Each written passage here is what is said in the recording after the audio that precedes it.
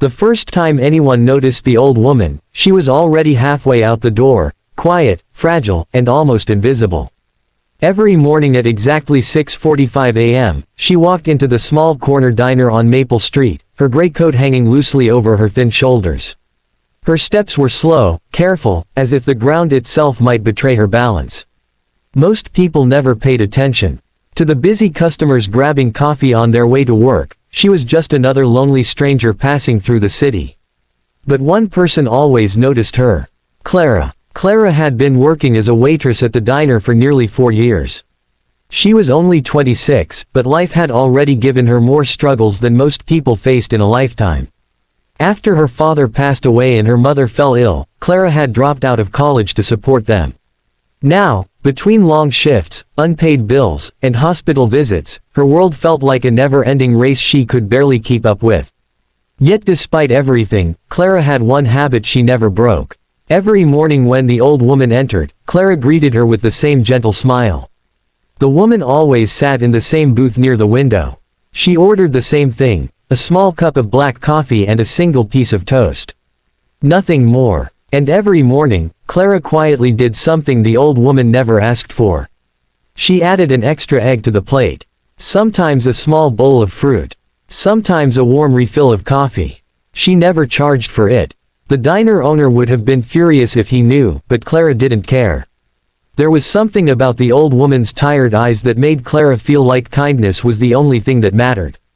If you believe that small acts of kindness can change someone's life, take a moment right now to like this video, comment where you're watching from, share it with someone who believes in second chances, and subscribe to the channel for more emotional stories like this. Because sometimes, the smallest kindness can lead to the most unexpected moments. The old woman's name was Margaret, though Clara didn't learn that until weeks later when she finally gathered the courage to ask. Margaret was polite but reserved. She spoke softly, as if afraid of taking up too much space in the world. Her hands trembled slightly whenever she lifted her coffee cup, and Clara noticed the faint bruises on her wrists, old ones, fading but still visible. Something about that worried Clara deeply. Over time, a quiet routine formed between them. Margaret arrived. Clara served her breakfast. They exchanged a few gentle words about the weather, the birds outside the window, or the warmth of the morning sun. And then Margaret would leave. But one morning, something unusual happened. Margaret reached into her worn purse and placed a small coin on the table. Not for the meal. For Clara. It was barely worth anything, a simple copper coin polished smooth by time. Clara tried to refuse, but Margaret insisted with a soft smile. Clara kept it. She slipped it into her apron pocket and carried it with her for the rest of the day, unsure why it felt so meaningful. Weeks turned into months. Winter melted into spring. Margaret's visits remained constant, like the steady ticking of a clock in Clara's otherwise chaotic life. But Clara also began to notice troubling signs. Margaret looked weaker, thinner. Sometimes she walked with visible pain. And one rainy morning, Margaret didn't show up at all. Clara waited. She kept glancing at the door, expecting the familiar figure to appear. But the door stayed closed. The next day passed the same way. Then another. 3 weeks went by without Margaret. Clara felt an emptiness she couldn't explain. It was strange how someone she barely knew had become such an important part of her day. Eventually, Clara told herself Margaret had probably moved away. Or maybe she had family somewhere else.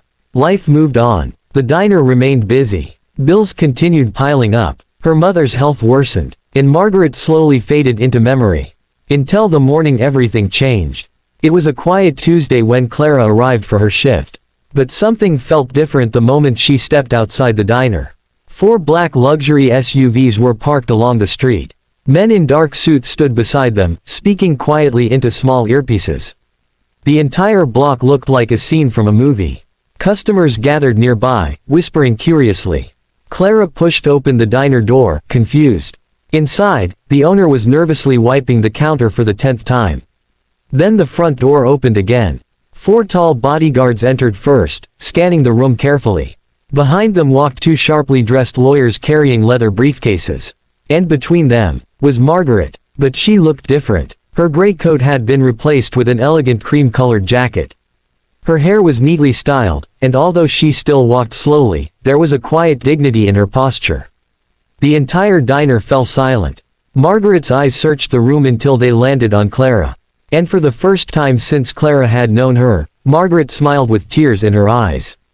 Clara felt completely frozen. She didn't understand what was happening. Margaret approached slowly, leaning slightly on a polished wooden cane. One of the lawyers stepped forward and cleared his throat before speaking. He explained that Margaret Whitmore was not just an elderly woman.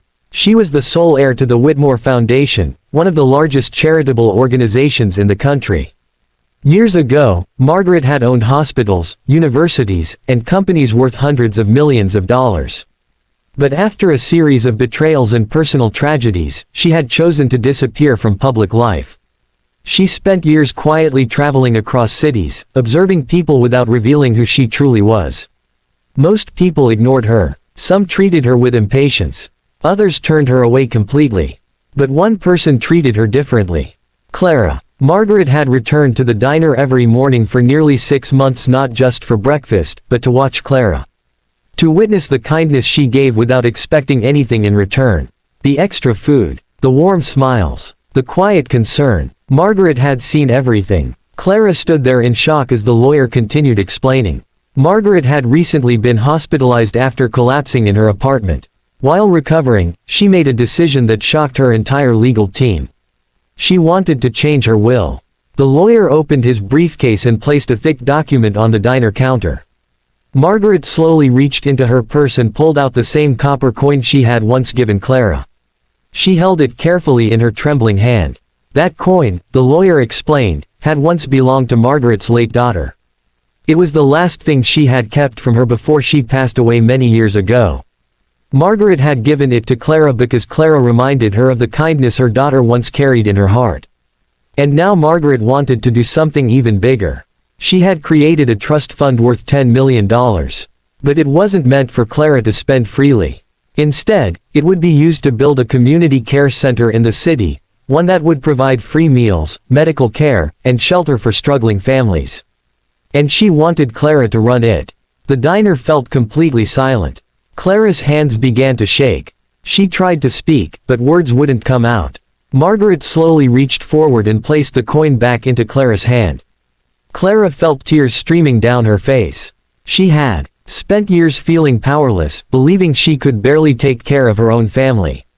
Yet somehow, the small kindness she gave every morning had led to something unimaginable. A chance to change thousands of lives. Margaret looked around the diner one last time, her eyes full of peace. She had spent years searching for proof that kindness still existed in the world. And she had found it in the most ordinary place, served with a cup of coffee and a slice of toast. Before we reach the ending, I want to ask you something special. If this story has touched your heart even a little, comment the word kindness below.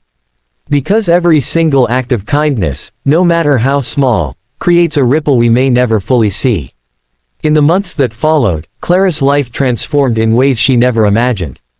The community care center was built within a year. It served thousands of people who needed food, healthcare, and hope. Clara continued wearing the same diner apron during the opening ceremony, refusing to forget where everything had started. Margaret attended the ceremony too. She sat quietly in the front row, watching families receive help that once seemed impossible. And as Clara stood before the crowd, holding that same copper coin in her hand, she realized something powerful. Kindness had never been about money. It had never been about recognition. It had simply been about seeing someone who felt invisible, and reminding them they mattered. If this story moved you, inspired you, or reminded you that kindness still exists in the world, please take a moment to like this video, share it with someone who needs hope today, comment your thoughts, and subscribe for more powerful stories like this. Because sometimes, a single act of kindness at a small diner can change the world forever. Heart.